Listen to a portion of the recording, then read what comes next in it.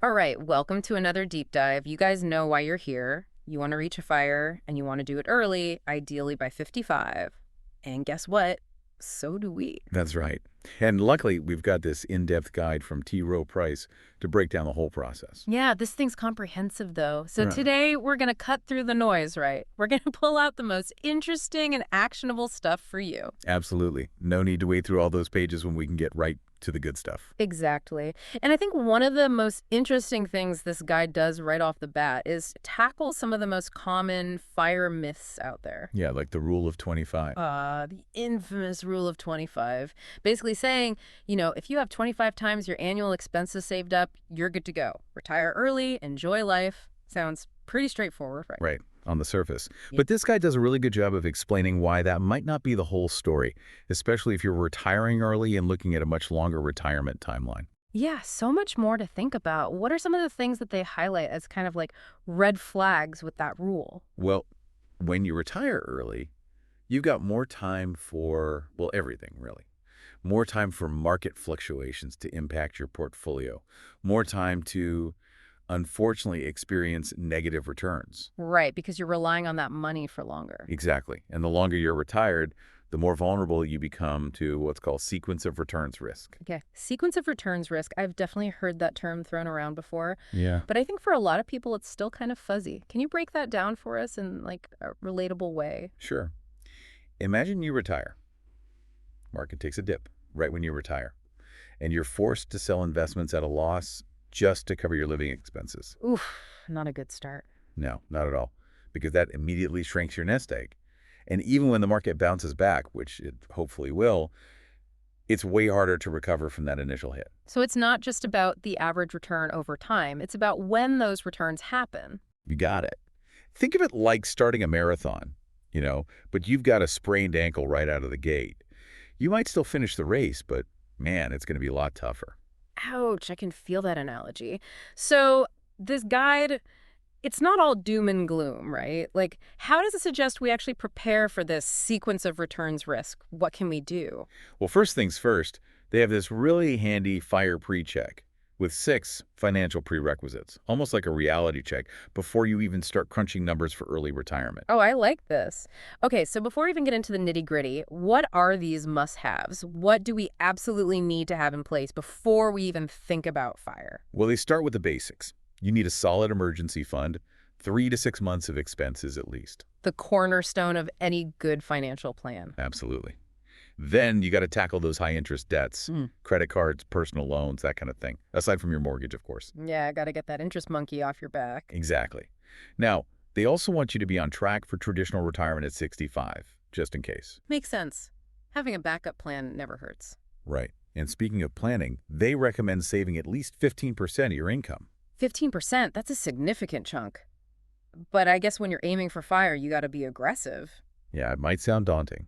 But there's also some flexibility here. They say you can achieve this either by having some additional cash flow or being really willing to cut back on expenses. So there are options, okay? Those are like the foundational pieces, the groundwork. Now, I want to get to the actionable stuff, the meat of this guide. What are the steps they lay out to actually reach fire by 55? Where do we go from here? So there are 6 steps to fire by 55, and step 1 is all about crunching those numbers. They have this fantastic retirement income calculator that goes beyond basic projections. Oh, yeah, I was checking that out. It's not just like a simple compound interest calculator. Really. No, this is way more sophisticated. It uses what's called a Monte Carlo simulation. Okay, Monte Carlo. Sounds fancy. What's happening behind the scenes there? It's actually pretty cool. Basically, it tests your retirement plan against 1,000 different possible market scenarios. Wow, 1,000. That's a lot of scenarios. Right. And it takes into account all sorts of things. Inflation, investment returns, even life expectancy. It's giving you a much more realistic picture than just assuming, a steady 7% market growth every year. Which, let's be honest, is never the case. Exactly. And you know what the best part is? You get a personalized confidence score based on how likely you are to succeed in each of those 1,000 scenarios. So it's not just like, here's a number, good luck. It's actually telling you how solid your plan is. Exactly. And it helps you identify potential gaps in your plan. Maybe your savings rate needs to be adjusted, or maybe you need to explore ways to cut back on expenses, or even consider delaying retirement slightly. It gives you concrete data to work with. That's awesome. So step one, run the numbers, get real with yourself. What's next on the path to fire? Step 2 is something I always advocate for, no matter what your financial goals are. Partner with a financial advisor. Oh, yeah. I can see how that's even more crucial for fire planning, especially when you're looking at early retirement. Can get complex, right? Hmm. You've got different account types, tax implications, investment strategies. Having an expert in your corner can make a huge difference. Yeah, they can help you avoid costly mistakes and just stay on track when things get, inevitably a little bumpy. Hmm. So, what's step three? Where do we go from here? Step 3 is where a lot of people, I think, hit a roadblock, and that's expense reduction. Ah, the dreaded budget talk. But I mean, it's essential, right? Especially for fire. It's not just about cutting back for the sake of it. It's about being intentional with your spending, Hmm. aligning your expenses with your values, and really understanding where your money's going. I'm all about that. So, what are some of the specific strategies that the guide dives into? Well, one of the biggest things they emphasize is reducing housing costs. Hmm. That's often the biggest expense for most people, so downsizing, relocating, even exploring multi-generational living, those can make a massive difference. Those are big moves, though. What about some everyday expenses, things we can start tweaking right now? Absolutely. They suggest redirecting any increase in cash flow, like raises or bonuses, directly to savings. Ooh, I like that. It's like a sneaky way to boost your savings rate without feeling like you're really depriving yourself. Right. It's almost like you never even saw that money. And they also highlight avoiding lifestyle creep. Just because you get a raise doesn't mean you have to immediately upgrade your lifestyle. It's about being mindful and intentional with every dollar you earn. Exactly. Another thing they encourage, being strategic with your vehicle choices. Opting for a reliable used car instead of a brand new luxury SUV can free up a lot of cash flow for investments. They're practical and impactful. Right. And of course, they talk about competitively pricing all those recurring expenses. Insurance premiums, utility bills, cell phone plans, all those little things that can really add up over time. Yeah, it's easy to just set those on autopilot and forget about them. But shopping around, negotiating better rates, that can save you a surprising amount of money. All right, so we've laid the groundwork with the fire pre-check, started tackling expenses. What's next in our quest for fire by 55? Step 4 is all about diversifying your savings vehicles. And we're not just talking about your 401k here. The guide explores a whole range of accounts to maximize your tax advantages and access funds before the traditional retirement age of 59-12. That's what we're here for, right? To explore those less conventional options, get a little creative. Guess we'll have to save that for part two. All right, so welcome back to our deep dive on reaching fire by 55. We left off on step 4, diversifying those savings vehicles. Yes. And this is where I think things get really interesting, right? Because we all know about 401ks. But what are some of those less conventional options that this T-Row price guide recommends, especially for early retirement? Well, they highlight Roth IRAs, Mm-hmm. and those can be a real powerhouse, especially for early retirees. Okay, Roth IRAs. Yeah, I've heard those are good for early retirement. Why is that? Well, the beauty of a Roth IRA is that when you withdraw that money in retirement, it's tax-free.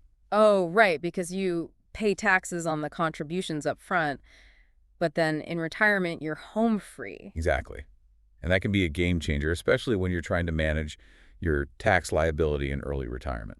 That makes a lot of sense. But Roth IRAs, they have those income limits, right? So if you're earning above a certain amount, you can't contribute directly. That's right.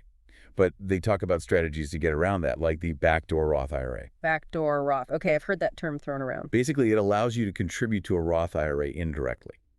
So you contribute to a traditional IRA first, and then you convert it to a Roth. Interesting. So it's like a workaround. Exactly.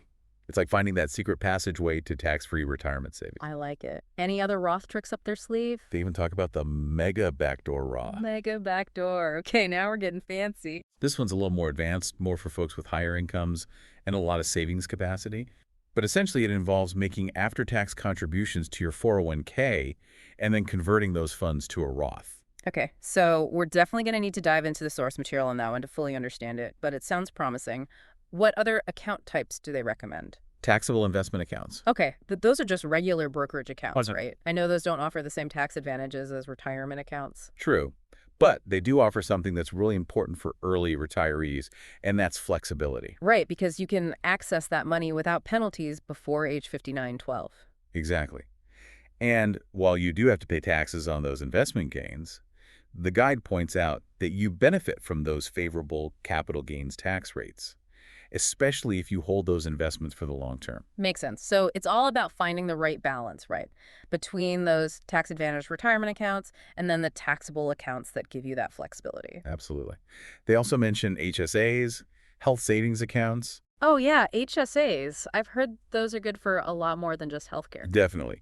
They kind of call it a triple threat for early retirees. You get a tax deduction on your contributions, the money grows tax deferred, and then withdrawals for qualified medical expenses, those are tax-free too.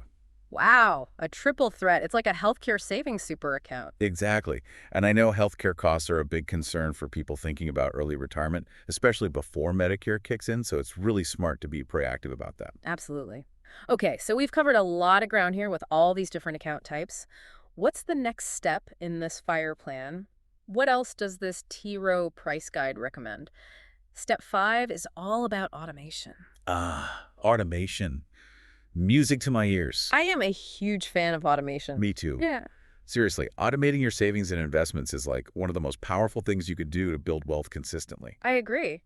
Takes the guesswork out of it, helps you stay on track, even when, let's be honest, life gets busy. And we all know those temptations pop up, to spend that money elsewhere. But when it's automated, it's like it never even hit your checking account. It's like putting your financial life on autopilot. So much easier to reach your destination when you don't have to be constantly, monitoring those controls. I love that analogy. It really takes the pressure off. All right, so we've got our accounts set up, our savings automated. What's the final step in this Fire by 55 plan? What's step 6? Step 6 focuses on bridging the income and expense gaps. Bridging the gaps. Okay, so this is where they get into like the real nitty-gritty of those potential gaps between your expected expenses and your actual income once you hit early retirement. Exactly. And this step really acknowledges that even with all this careful planning, there might be some adjustments you need to make, either by bringing in more income or managing your expenses even more carefully. So it's all about being proactive, even after you've technically Yeah, retired. right. Like they encourage you to think about developing what they call complementary income streams. Complementary income streams. I like that. What does that look like in practice? Well, it could be part-time work, a side hustle, maybe some rental income, or even strategically delaying your Social Security benefits to get a larger monthly payment down the road. Oh, yeah, delaying Social Security. That's a big one. It is, Yeah. and a lot of people don't even realize that's an option. I really love that idea of having multiple income streams in early retirement. It just gives you so much more, like, financial security and freedom, right? You're not solely reliant on your investment portfolio. Right. If one stream dips a little, you've got others to rely on. Now, we can't talk about early retirement without addressing healthcare. That's a huge concern for a lot of people, especially before they hit Medicare eligibility. Huge. And the guide definitely addresses this. They talk about exploring options like COBRA, those state-sponsored insurance exchanges, or even using those HSAs we talked about earlier. Yeah, using your HSA strategically, it's good to know that they're, really thinking about those practical considerations. Absolutely. They want you to be prepared for all the potential challenges that come with early retirement. Going back to that sequence of returns risk that we talked about earlier, do they offer any specific strategies for mitigating that? Because that seems like a big one. Yeah, they absolutely do. They really advocate for building a cash cushion. Having at least a couple of years' worth of expenses in cash or something really liquid. Oh, so if the market takes a nosedive, you're not forced to sell those investments at a loss. Exactly. It's like having that financial safety net, making sure you can weather those market storms without, throwing your whole plan off course. I like that. That makes a lot of sense. As we've been going through these 6 steps, I'm noticing a recurring theme here, and that's flexibility. Flexibility. So It's important. not just about sticking rigidly to some plan, right? It's about being able to adapt and adjust as life unfolds. I think that's such a key insight. Early retirement. It's not just about reaching a certain number. It's about creating a lifestyle that supports your goals and priorities, whatever those may be. It's about being intentional. And I think that actually leads perfectly into my next question, which is beyond the financial aspects of FIRE, what are some of the non-monetary benefits that people often overlook? Maybe that's something we can explore in the final part of our deep dive. All right, welcome back to the deep dive. We've been digging into this T-Row price guide on reaching FIRE by 55, and I gotta say, It's been pretty eye-opening so far. Yeah, it's packed with really practical steps. I think anyone who's serious about early retirement can find something valuable in here. Totally. And in the last part, we were talking about those key themes like flexibility and discipline and mindful spending. But I'm curious, beyond just the financial aspects, like what are some of those non-monetary benefits of early retirement that people maybe don't always think about? Oh, that's a great question. I think one of the biggest ones is just like the freedom to reclaim your time, right? You're not tied to a traditional work schedule anymore. You can actually design your days around things that you're passionate about, your interests, your relationships. It's like you're taking back control of your own life's narrative, right? Instead of letting your job dictate your schedule, you get to choose how you spend your time. Absolutely. And I think that opens up so many possibilities. Like early retirement can be a time for like rediscovering old hobbies, learning new skills, even embarking on some totally new adventures. Yeah, like you're hitting the reset button on life, You're Yeah. giving yourself permission to go after those dreams you might have put on hold. It's got to be incredibly liberating. Oh, it can be. And it can be Oh, really transformative, yeah. for people. And I think another thing that often gets overlooked is the impact on relationships. Oh, right. Relationships. Early retirement gives you that time to actually spend quality time with your loved ones, strengthen those bonds, create lasting memories. Whether it's traveling with your partner or volunteering with your kids, or even just enjoying like more leisurely meals with friends and family, you Yeah. actually have the time for those things. Yeah, those are benefits that you just can't put a price tag on. It's about investing in your well-being, your personal growth, your relationships. It really like shifts the perspective on fire, I Yeah. think. It's not just about financial freedom, right? It's about a more fulfilling life overall. Exactly. And you know what? This pursuit of a fulfilling life, it doesn't have to wait until you reach fire. Oh, that's a good point. Like the principles of mindful spending, intentional living, prioritizing your values, those are things you could do right now, no matter what stage of life you're in. That's so true. It's about making those choices today to create a richer life, a more meaningful life.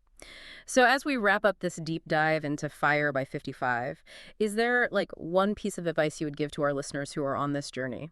I would say start now. Don't get overwhelmed by how big the goal feels. Hmm. Take that first step, whatever that looks like for you. Maybe it's running the numbers, maybe it's setting up a budget, or just educating yourself about the different paths to fire. The journey of 1,000 miles begins with a single step. So true. And remember, you don't have to figure this all out on your own. There are great resources out there. This T Row price guide is a fantastic one. There are online communities, financial advisors who can help you along the way. It's a journey, right? Yeah. But it's one that's filled with learning and growth. And ultimately, it's about living life on your own terms. I love that. Embrace the challenge, stay curious, keep moving forward. All right, that's it for this deep dive into Fire by 55. We hope you guys found some valuable insights in here, maybe some inspiration to fuel your own journey. Until next time, keep learning, keep growing, and keep living your best life.